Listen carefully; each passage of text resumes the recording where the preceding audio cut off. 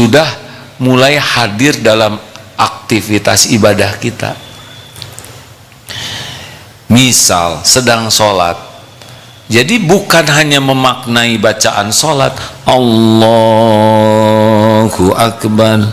Nah ini lagi sholat ya, ketika nyebut Allahu Akbar itu hadir, dia tahu Allah yang maha besar, penguasa jagat semesta alam ini. Kita kan sering takbir tapi lewat hanya bunyi aja mulut, bener? Allahu Akbar, Bismillahirrahmanirrahim, amin. Nah amin, padahal sudah udah belum Fatihahnya, kayaknya sudah nih.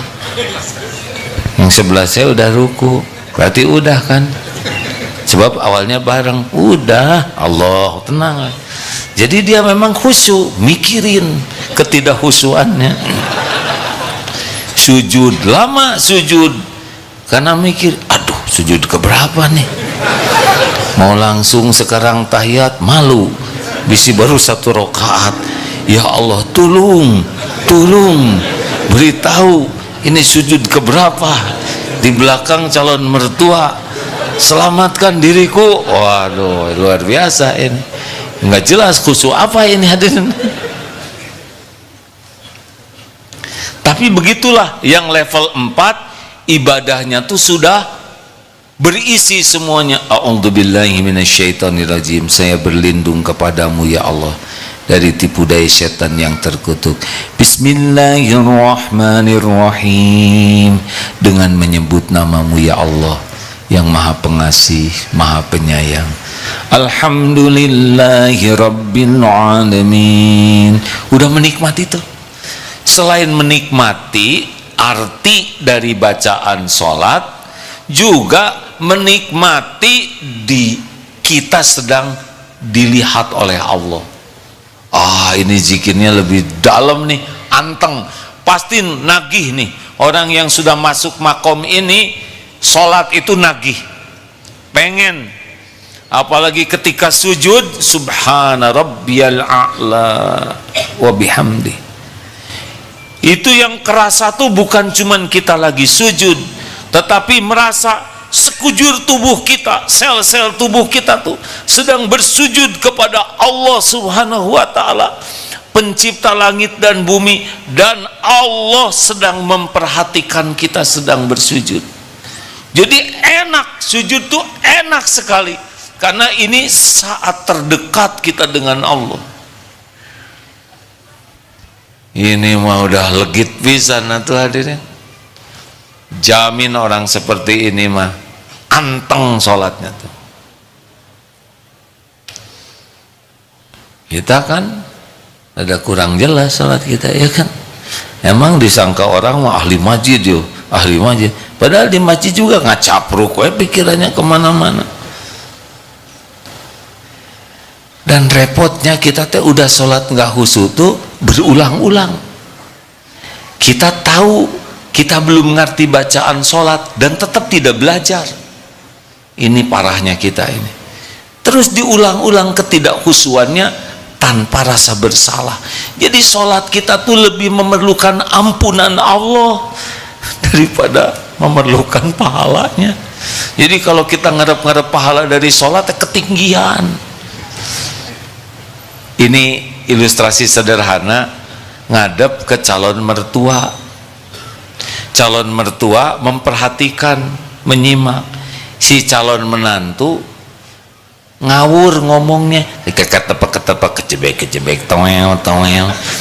Coba ini mengharapkan diterima lamarannya atau enggak dicabok? Maaf ya, ini agak kasar. Dan mertua teh sudah nungguin begini, kurumuy ketewek toel. Boro-boro ngarep-ngarep diterima jadi menantu, tidak diusir juga udah untung. Atau komandan upacara menghadap ke inspektur upacara, inspektur sudah memperhatikan, si komandan teh kalau main pedang kekian, ngarep-ngarep naik pangkat atau ngarep-ngarep tidak dipecat. Coba kalau kita ngawur, lapor, apa kabar? Bayangkan komandan upacara error. Nah kita mah error terus kalau sholat ya kan, ngarang we. Tadi sholat isya, kalau nggak hati-hati mah makin panjang bacaan imam, makin banyak persoalan yang kita selesaikan. Perencanaan, makan di mana sepulang dari sini, kumaha caranya supaya nggak kejebak macet, gimana nyebrang supaya ketemu dengan si dia yang di Arwah. Eta teh sholat isya hadirin.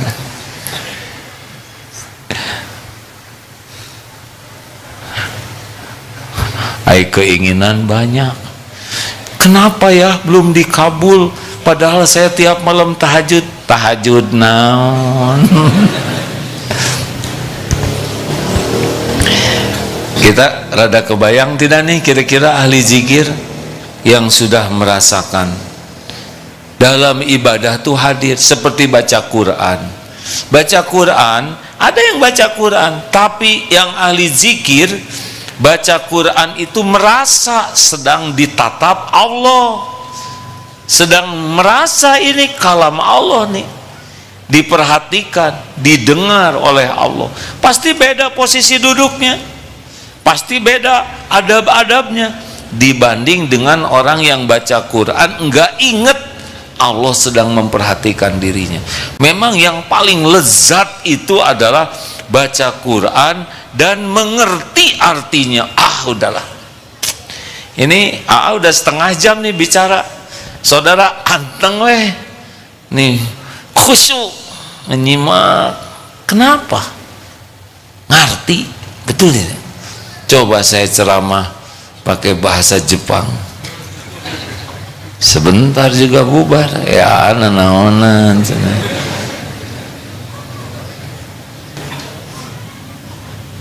Nikmatnya Quran harusnya ya,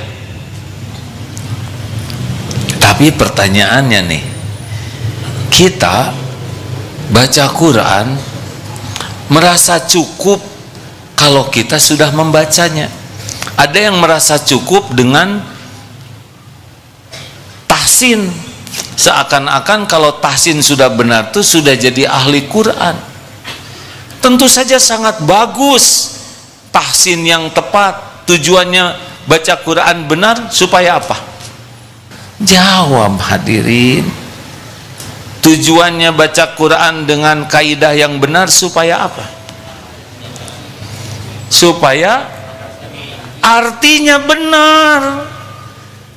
Nah sekarang kita bacanya benar tapi tidak memahami artinya, padahal tahsin itu tahapan supaya kita benar membacanya sehingga artinya benar.